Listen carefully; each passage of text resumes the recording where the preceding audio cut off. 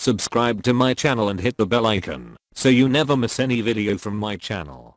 औज़ु बिल्लाहि मिनश्शैतानिर्रजीम बिस्मिल्लाहिर्रहमानिर्रहीम क़ाल अल्लाहु तबारक व तआला फ़ी किताबिहिल मजीद इन्नमा वलियुकुमुल्लाह व रसूलुहु वल्लज़ीना आमनू। जाने गिरामी, इन दिनों एक बार फिर आज भी कुछ कीड़े मकोड़े नजसुल ऐन जानवर वही हरकत आज भी कर रहे हैं जो तूले तारीख़ में मुख्तलिफ सलातीन के दस्तरखानों की हड्डियाँ चूसने वालों ने इस तरह की हरकतें की हैं। चंद जुमले आपकी खिदमत में मैं अर्ज़ करना चाहूँगा। हमने जिस तरह से बरसगीर में समझा हुआ है अल्लाह का दीन सिर्फ नमाज़ें पढ़ने, रोज़ा रखने, अज़ादारी करने और उसके बाद अपनी ज़िंदगी के बाकी तमाम उमूर में आज़ाद रहते हुए हर गलत काम करने के लिए नहीं आया। अल्लाह का दीन अनबिया के ज़रिए से और अइम्मे अतहार अलैहिस्सलाम के ज़रिए से इंसानों की हिदायत के लिए आया है। और नबी ख़ातम का दीन मुकम्मल दीन है, चूँकि नबी ख़ातम ख़ातमुल अनबिया है, उसके बाद किसी दीन ने नहीं आना। दीन का जो बुनियादी मकसद है वो ज़मीन पर अल्लाह की हुकूमत का क़याम है। ये दीन का बुनियादी हदफ है। यही हदफ नबी करीम की ज़िंदगी में अमली शक्ल इख्तियार कर गया जब आपकी रियासत बनी। 1400 सालों से शिया और सुन्नी के दरमियान कोई इख्तलाफ है तो वो इख्तलाफ बुनियादी तौर पर उसी हाकिमियत का इख्तलाफ है। हम मकतब तशय्यो के फ़र्जंद की हैसियत से अइम्मे अतहार को अल्लाह के दीन की हाकिमियत का ज़िम्मेदार समझते हैं, मिन जानिबिल्लाह ज़िम्मेदार समझते हैं, और हमारे अहले सुन्नत भाई इसको आज़ाद छोड़ देते हैं। जिसको लोग मुंतखब करें वो उनका वली और वो उनका हुक्मरान ठहरता है। हम अहलुल बैत को अपना वली समझते हैं और उनकी विलायत को अपने ऊपर वाजिबुल इत्तबा समझते हैं। ये विलायत दो तरह से है। एक बातिनी विलायत है जिसको हम तकवीनी कहते हैं। तकवीनी विलायत कोई भी अइम्मे अहलुल बैत से या किसी वली से छीन नहीं सकता। वो खुसूसियत है जो उसकी तकवीन में है, उसके बातिन में है। अल्लाह ने उसको वो कमाल अता किया है। दूसरी विलायत जो उसकी एक और किस्म है वो है ज़ाहिरी विलायत, जिसको हम तशरीई विलायत कहते हैं। तशरीई या ज़ाहिरी विलायत ये हुकूमत से इबारत है। हुकूमत अइम्मे अतहार से छीनी लेकिन उनकी बातिनी विलायत कभी भी नहीं छीनी। कोई शख्स शिया हो नहीं सकता जब तक अहलुल बैत अलैहिस्सलाम की बातिनी विलायत पर भी ईमान न रखता हो और ज़ाहिरी तशरीई विलायत पर भी ईमान न रखता हो। हम अइम्मे अतहार की बातिनी विलायत के हवाले से तो मुतमईन है, ये विलायत आज भी है तब भी थी। लेकिन जो ज़ाहिरी विलायत थी जिसको हम हुकूमत कहते हैं, जिसके लिए अनबिया तशरीफ़ लाए, जिसके लिए नबी ख़ातम ने 23 साल जिद्दोजहद की, जिसकी बुनियाद पर आपके जानिशीन को खलीफतुल्लाह कहा जाता है, वो हुकूमत अइम्मे अतहार को नहीं मिली तशय्यो और अहलुल बैत के नुक्ते नज़र और अक़ीदे के मुताबिक। इसी विलायत के उन्वान से बाज़ मग़रिब के ज़रख़रीद इस्तिफ़ादा करते हुए मकतब तशय्यो को निशाना बना रहे हैं। हमारी मुश्किल यह है कि कुरान करीम के निफाज को हम भूल बैठे हैं, जबकि अइम्मे अतहार की पूरी ज़िंदगी की जिद्दोजहद कुरान करीम के निफाज से इबारत है। अगर जालिमों ने मौका नहीं दिया तो ये और बात है, वरना उनकी पूरी ज़िंदगी की जिद्दोजहद कुरान का निफाज, दीन का निफाज और अल्लाह की हाकिमियत के क़याम के लिए जिद्दोजहद से इबारत है। अइम्मे अतहार के बाद या ज़माने ग़ैबत में कोई ये कहे कि चूंकि वो नहीं है इसलिए हुकूमत कायम नहीं हो सकती, अगर हुकूमत कायम होगी तो उसका कोई ताल्लुक दीन से नहीं होगा, तो इसका मतलब ये है कि उसने दीन को बिल्कुल नहीं समझा। जिस तरह से नमाज नबी करीम के गैर मौजूदगी में मुअत्तल नहीं होती, उसकी तातील नहीं होती, उसी तरह से फ़र्ज है। जिस तरह से रोज़ा, हज और बाकी उमूर नबी करीम या अहलुल बैत की गैर मौजूदगी में बातिल नहीं होते, उसी तरह से हुकूमत इस्लामी, हुकूमत इलाहिया के क़याम का फरीज़ा भी हर फर्द पर लाजिम है जो ये काम कर सके। और ये काम वही कर सकते हैं जो खुद अगरचे मासूम नहीं हैं लेकिन दीन शनासी के एतबार से, फ़काहत के एतबार से, इल्म के एतबार से, अइम्मे अतहार के उलूम के चश्मे से वो सैराब हुए हैं। उन्हीं को हम फुक़हा कहते हैं, मुज्तहिदीन कहते हैं।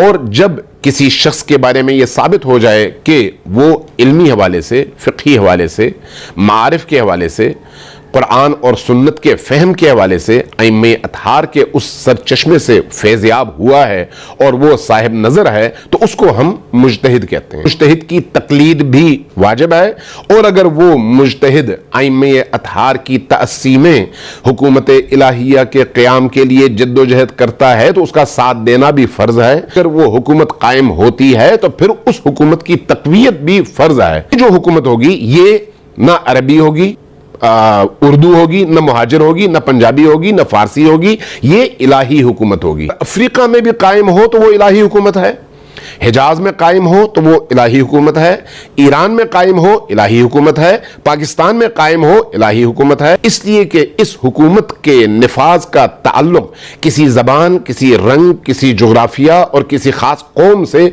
नहीं है। आज के दौर में इमाम खुमैनी वो फकीह, जामे शरायत, मुज्तहिद और साहिब नज़र शख्सियत हैं जिन्होंने इन 1400 सालों में अइम्मे अतहार अलैहिस्सलाम की उस अमली जिद्दोजहद को एक अमली शक्ल देकर एक इस्लामी निज़ाम नाफिज किया। और कीजिएगा कि इन गुज़श्ता 40 सालों में इमाम खुमैनी की इस हुकूमत के आने के बाद मकतबे तशय्यो का सर पूरे आलम में कितना बुलंद है। इस्लाम का एक ही वो चेहरा है जो आज के यजीद के लिए, आज के फिरऔन के लिए, आज के नमरूद के लिए, आज के शद्दाद के लिए, आज के अबू जहल और अबू लहब के लिए सबसे बड़ा चैलेंज है। उन्होंने अमीर शाम की तरह से, बाकी उमवी हुकूमतों की तरह से, अब्बासी हुकूमतों की तरह से लोगों की फिक्रों और सोचों से खेलना शुरू कर दिया है और अपनी जहालत को इल्म का नाम देकर इल्म के मुकाबले में आ गए हैं। मैं 2 मिसालें देता हूं।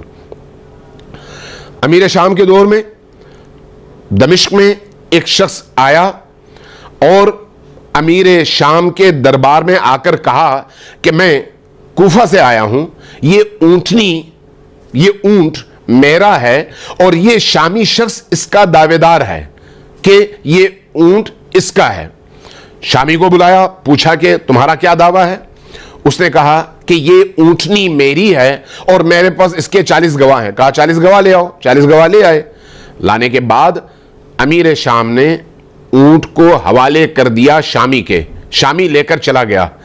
कूफी जब वहां पर बाकी अकेला रहा तो अमीर शाम ने उससे कहा कि देखो, मेरे पास जो लोग हैं वो इस शामी की तरह से हैं जिनको ऊंट और ऊंटनी के दरमियान पहचान नहीं है। ऊंटनी नजर आ रहा है कि वो ऊंट है, ऊंटनी नहीं है, लेकिन उसके बावजूद एक ने कहा ऊंट है, बाकी सब ने उसकी गवाही दी और ऊंट लेकर वो चले गए ऊंटनी के नाम से।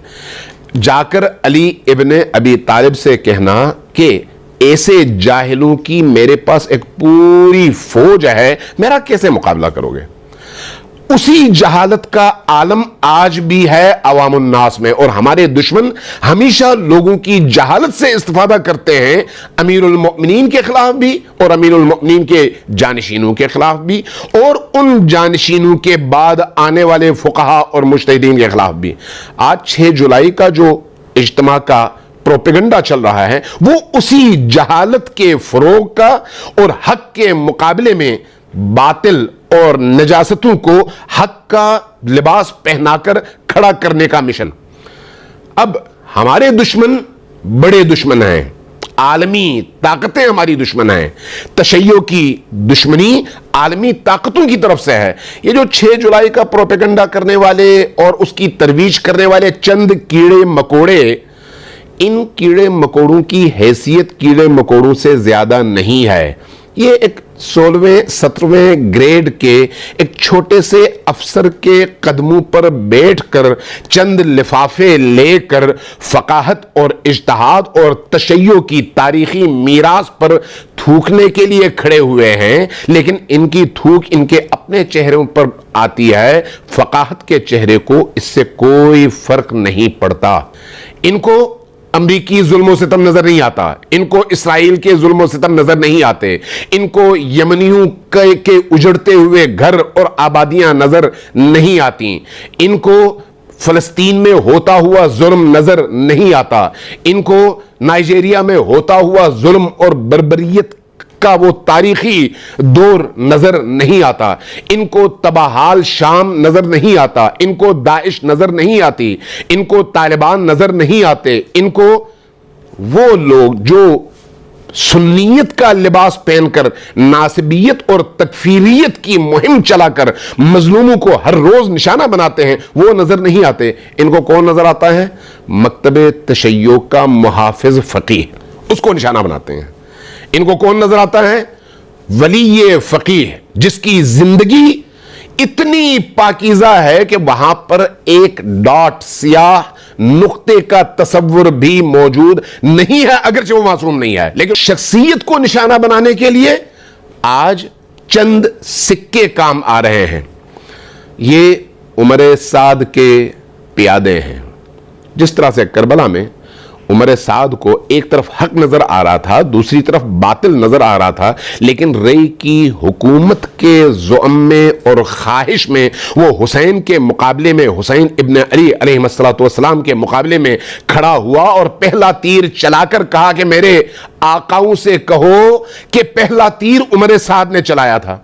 ये वो लोग हैं जो आज के दौर के हुसैनी किरदार के वारिसों पर पहला तीर पाकिस्तान में चलाकर अपने आकाओं को ये पैगाम दे रहे हैं कि इराक में आयतुल्लाह उल उज़्मा सिस्तानी हो या ईरान में रहबरे आलम इस्लाम हजरत आयतुल्लाह उल उज़्मा इमाम खामनाई हो या लबनान में सैयद हसन नसरुल्लाह हो या दीगर फुकाहा हो, उनकी तरफ पहला तीर मैं चलाकर ये बता रहा हूं कि मैं अमरीकियों, इसराइलियों, सऊदियों और तमाम तर खुदा दुश्मन कुव्वतों का वो पिट्ठू हूं जिसको चंद टके और चंद सिक्के मिले हुए। अगर आगे बढ़ें, इस मौजू को अपनी जिंदगी का हदफ न बनाएं। एक छोटा सा जरसूमा है, वायरस है, छोटी सी बीमारी है। इस बीमारी को रस्ते में रोनते हुए आगे निकलें और नजर रखें अपने उस आलमी दुश्मन पर जो अल्लाह के दीन के मुकाबले में खड़ा है, मजलूम इंसानियत के मुकाबले में खड़ा है, जिसके जुल्म और सितम का शिकार फलस्तीनी भी हैं, अरब भी हैं, फारस भी हैं, कश्मीरी भी हैं, पाकिस्तानी भी हैं, शिया भी हैं और सुन्नी भी हैं। तमाम मजलूम जिनके निशाने पर हैं, जिनको हम अमेरिका कहते हैं, जिनको हम इसराइल कहते हैं, जिनको हम आले सऊद कहते हैं, जिनको हम खुदा दुश्मन कुव्वतें कहते हैं, ये सारे के सारे दुश्मनान खुदा। असल दुश्मन वो है जो इनको लुक़मे डालकर भोंकने पर मजबूर करता है। लिहाजा इसको इतना ही रखें और मुतमईन रहें कि यह कोई बड़ा मसला नहीं है। पानी के ऊपर की झाग, उसकी उम्र चंद लम्हों की होती है और वो खत्म हो जाता है।